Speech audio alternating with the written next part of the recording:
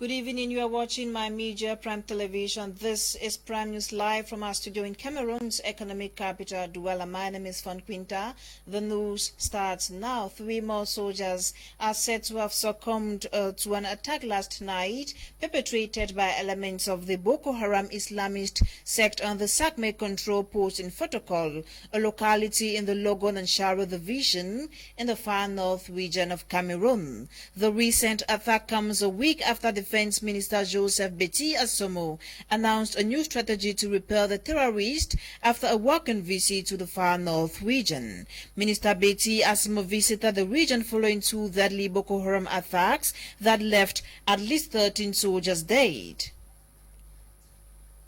On another sad story, a boy in his mid-20s reportedly murdered his father at the Ndokbong neighborhood in Douala for failing to give him pocket money.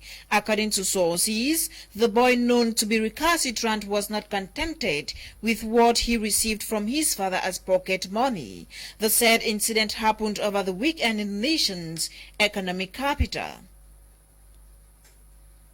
Now, 3 civilians have lost their lives and 1 other injured following an attack by unknown gunmen over the weekend in Bamenda, northwest region of Cameroon. Those who lost their lives include a pregnant woman and wife of a bar owner, while her injured husband is currently in hospital.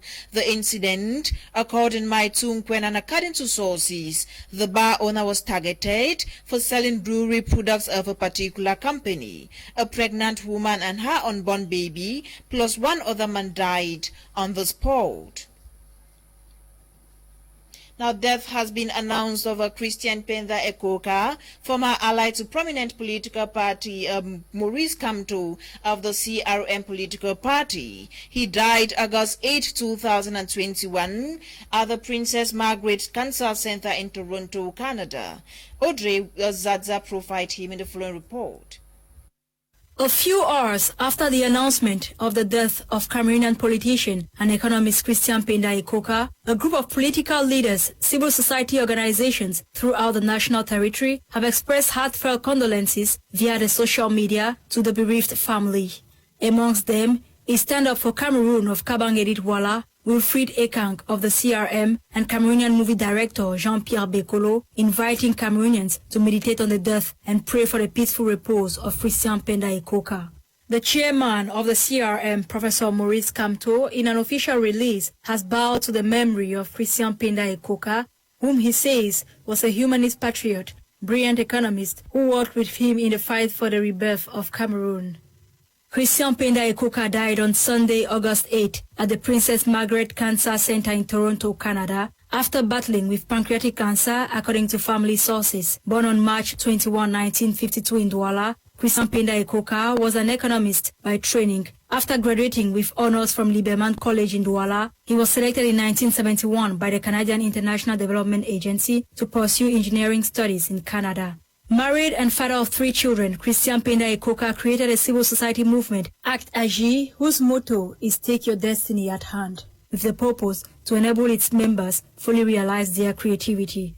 He was a former advisor to the President of the Republic, Paul Biya, from 2010 to 2018, and later on decided to support the candidacy of the President of the CRM, Professor Maurice Kamto, in the October 2018 presidential elections. A disagreement over the management of the COVID-19 funds through the project Survival Cameroon initiative, initiated by Professor Maurice Kamto and led by Christian Penda Ekoka, has created a rift in the relationship that bound the 2 personalities, though in the end, 3 auditing firms declared that a computer bug was the cause of the disagreement between these 2 members of the opposition. Christian Penda Ekoka, at his death, was no longer an allied partner of the CRM. A few days ago, while still under intensive care, he was announced dead, and the information was debunked by his family members. He dies at the age of 69. Now, a student journalist on internship, Nubel Naivona, paints a picture of some of the roads that are currently inaccessible in the northwest region as a result of the ban on circulation of motorbikes and vehicles in that part of the country. Details in the following report, citing the Fundong Bamenda and Bali Bamenda Stretch. Movements paralyzed, Economic activities stagnant and patients stranded are results of the ban on the circulation of vehicles and commercial bikes along the Bambuindop and Bambui-Fundong road stretch in the northwest region of the country. The ban imposed by the non-state armed groups over the weekend has, amongst many effects, suffocated the mobility of patients, especially to and from the renowned Bingo Baptist Hospital, located Boyo Division, Northwest Region. Worth noting is the fact that the suspension of movement and blockage of roads is not new in the Northwest Region, like the case of Bali in the Mezam Division, where easy accessibility has recently been challenging. With the numerous blockages and malaise ravaging the two English-speaking regions, questions of when utmost tranquility will prevail is still a mystery to be unraveled. Now, the people of Obang Valley, a locality in the northwest region of Cameroon, have decried the deplorable state of roads in the area, which has drastically reduced economic activities. While waiting on government's reaction, the people mobilized themselves over the weekend to start work on the Bamenda-Obang stretch detours with Arlene Summer. Traveling from Obang Valley to Bamenda and vice versa has become a nightmare for the people of Obang Valley and neighboring localities due to the bad roads made worse by the rainy season. The paramount fon of Obang Valley, Fon Nano II, over the weekend challenged the people of Tingo Obang to massively turn out for a community work geared at arranging the Bamenda-Obang road, characterized by holes, mud and stones. The economy of Obang Valley is at a snail pace due to the bad nature of the roads, as this local explains. The road don't spoil. The road is bad. Holes are everywhere. Some are down there digging and we carry the stones on our heads. There is no way out. The government should do something about this road. There is no means of transportation to town anymore. Even to go to Bafut, we can barely trek there.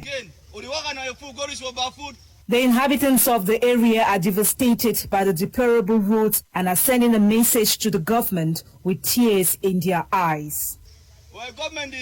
The government is aware about the bad state of the roads in Obang Valley. Every year they keep making promises, saying they will arrange the roads, yet nothing is done. What can we do? We are really suffering. From Bafut to Bamenda is now 5,000 francs CFA. 5,000 from 24. It is worth mentioning that the people of Obang Valley in Mezam are mostly farmers and sand extractors and say the market for their trade has lost its value. Elements of the Bamboo Gendarmerie Brigade have apprehended a gang specialized in the transportation of Indian hemp. The two suspects were apprehended in Birmingham village in the Galim subdivision Zitos with Joingang. At about 3 a.m. on August 5, 2021, during their regular patrols, gendarme elements of the Bamboo Gendarmerie Company caught up with two transporters of Indian hemp in Birmingham, a border village between the northwest and west regions. The over 400 kilograms of marijuana were, according to the company commander, being transported to the pro-independence fighters in the northwest region. While we're carrying out our patrol mission this morning, the 5th of August, at about 3 o'clock, we had to apprehend these two individuals with a very good quantity of Indian hemp. We need to precise that even before we caught them, they had succeeded in giving some of these products to some terrorist groups which are in the northwest and around the zone of Cameroun. An assertion which was confirmed by one of the transporters, a native of Bafanji village in the northwest region. My name is Vida Brandon. Yes. Yeah, I'm from Bafanji. They call me. So I go carry and they be supposed to pay me 70,000 francs for transport for carry it. You don't live here for whose side? Talk say we don't. And they live me with the car Kokona Bamali. I take the car Kofudu. Now we don't give them for that people for Bamali. They take one bag with 70,000 francs. for road. The gendarmerie elements have established a link between the suppliers of the hemp and the Amazonian fighters. They have thus embarked on a mission to fish them out. These two activities are strictly linked. That is, activities of those who are producing and supplying drugs and Indian hemp. They are strictly linked with the activities of the terrorists which are in the other parts of the area and who come into these zones from time to time to disturb us. So we are in the logic of bringing down, tracking down those terrorists, not only them, but equally all those who are carrying out the other activities like drug trafficking. The two transporters are currently detained at the Gendarmerie Brigade in Buda. It should be recalled that the West region has in recent times been making headlines in matters of marijuana cultivation and drug trafficking. Now, officials of the electricity supply company in Cameroon, INU, have debunked information circulating on social media that two of its agents who were electrocuted have died. According to a release published on August 7, 2021, officials say the two agents are currently in hospital receiving medical attention. Student journalist on internship, Bate Suzanne, with details. Officials of the electricity supply company, NAO, has reassured the population that two of its agents electrocuted by a high-tension cable at the Besenge neighborhood in Douala, Cameroon, are currently receiving treatment at the Douala General Hospital. In the release dated August 7, 2021, the electricity supply company says the agents were electrocuted while carrying out rehabilitation works on a pole on Friday, August 6, 2021. Dust is yet to settle after a video circulated on social media over the incident at Besenge neighborhood while carrying out works. Reacting to this sad incident, NAO officials informed the population through a communique that the two agents affected are not dead as social media rumor holds, but that they are currently in the hospital and stable in health. NAO equally salutes the efforts of the firefighting brigade for being at the scene on time to handle the situation. Nevertheless, many people have been questioning why and how they ventured in such an assignment without turning off the high-tension supply. Still ahead, youths of Mbembe Ako subdivision northwest region of Cameroon have been drilled on job-creating skills plus pursuing interesting careers to influence their community. They came together on the banner of a Young Mbembe Leadership Initiative. Details with Nora Kakebi. Youths from Mbembe tribe in Ako subdivision of the northwest region of Cameroon have taken a firm commitment to explore all avenues to take the tribe out of poverty and encourage purposeful professional careers. In a one-day leadership and orientation seminar in Yaoundé, organizers of Young Mbembe Leadership Initiative restated the necessity to galvanize human and material resources of the area for the interest of the community. As I said at the beginning of the seminar, we come from an area that is very rich in natural resources. But when we look at the situation of the youths from my own subdivision, you discover that the youths are still struggling to come out from the issue of unemployment and from other related issues like poverty. And so the question we asked ourselves is, why should we suffer in the midst of plenty? And so we decided to put together this initiative, to bring up this initiative to permit the youths have that self-expression and to come out from this typical situation. According to the president of Mbekuda Yaoundé branch, inadequate proper orientation of young people from the community in the past has seemingly stagnated development in the community and thus the need to welcome initiative. As the president of Mbembe Cultural and Development Association Yaoundé branch, coming from I am very, very happy for this initiative. I am very convinced that in the nearest future, we are going to feel the impact in our subdivision. It is a wonderful initiative. To participants, such an empowerment seminar has been long awaited while expressing their deep satisfaction of knowledge acquired. At the end of this seminar, we should be able to put all what we've learned in practice in order to make it a success. And the outcome of this can only be seen if we take it back to the Mbembe land and impact the knowledge to those that are there right now, because it is a kind of a process. This is just day one of it, and we hope that in the days ahead we are going to have more of such programs in order to empower the Mbembe youths as they grow in their various domains. Professionalism will be one of our core factors. This will make the Mbembe youth to be outstanding in everything we do out there in the community. Promoters of Young Mbembe Leadership Initiative, elites of the locality and the population have taken the engagement to make such an orientation and leadership seminar an annual appointment to be hosted in different towns, including Akko Town. The first edition of the Fashion Entrepreneurship Show organized by the Fotabe University Academy took place over the weekend with a showcase of some of their products to the public. Joy Ngong attended the fashion show and compiled the following report.